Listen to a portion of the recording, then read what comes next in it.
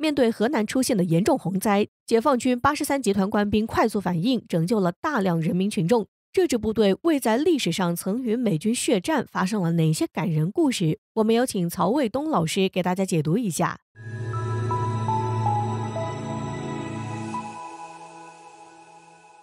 观众朋友，大家好，我是曹卫东。最近呢，这个河南呢，因为突降暴雨所以汛情非常的严重。汛情严重呢，就带来洪灾。那么给河南的这些人民吧，应该说他们的生命和财产都带来了巨大的损失。但是在这个大自然的这种灾害面前，我看到的是这个人民军队快速的反应紧急的这种抗洪抢险的能力。因为我看到了83集团军的这个官兵很快的就到达了灾区的现场。那么在这个抗洪抢险中呢，就是不顾自己的安危，首先是抢救人民群众的生命安全，然后呢抢救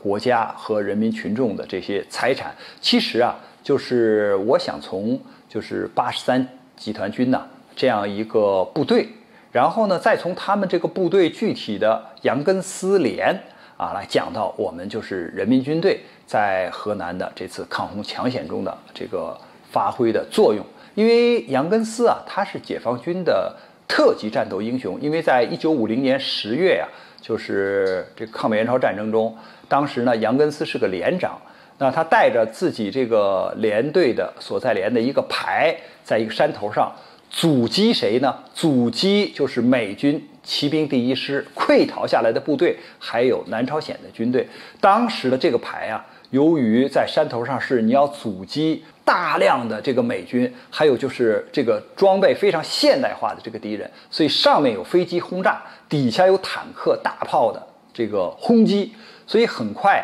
这个部队就是一个排的人，最后就剩下了连长杨根思和2个伤员。而且呢就是他的这些弹药全部用完了，因为后勤他保障不了你这么强的这样一个使用量。所以在这样的情况下呢，最后杨根思就说让2个伤员说你们撤下去，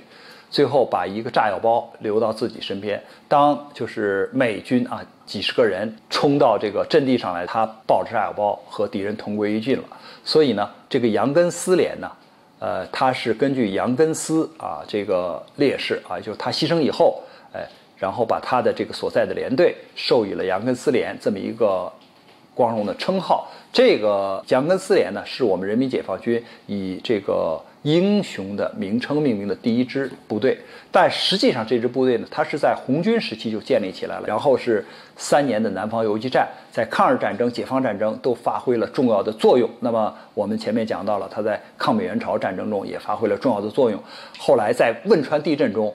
也是发挥了重要作用。因为当时他们这支部队呢那个时候就是他们去抗震救灾的时候，汶川地震的时候，那这个通信也不通，情况也不明，所以呢指挥员就说群众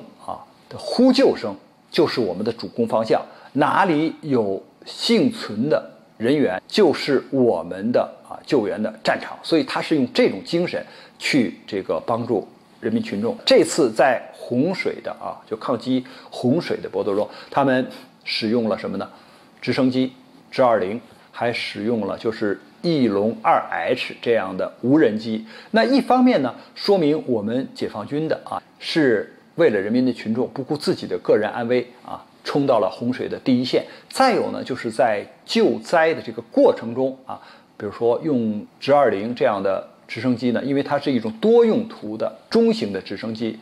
所以可以空投物资转移群众通信接力都可以发挥重要的作用。那么像这种翼龙2H 这样的这个无人机呢，可以长航时的监视就是这个洪水这个区域，还有呢就是哪儿还有群众，那么底下这些建筑的情况怎么样，这样部队呢可以随时抢救。还有就是什么呢？部队它一般都有发电机因为你的这个装备，你的这些设施都是离不开电的，而在洪水来临的时候，地方上的这些民用的电可能都断了。所以我们看到就是他是用自己的这些装备去参加这个抗洪抢险。所以我们通过就是杨根思连通过83军的这些官兵在河南的这个抢险救灾中，他们的表现我们可以看到，就是人民军队啊，人民子弟兵啊，就是这种全心全意为人民服务，以人民的利益啊这个为上的这种精神啊，从81南昌起义到现在一直传承不变。那么还有呢，就是我们的这种抗洪抢险的能力在大幅度的提升，这个就是我们今天看到的人民子弟兵的这种形象。关于这个话题呢，我们今天就聊到这儿，感谢大家关注本栏目，我们下期节目再见。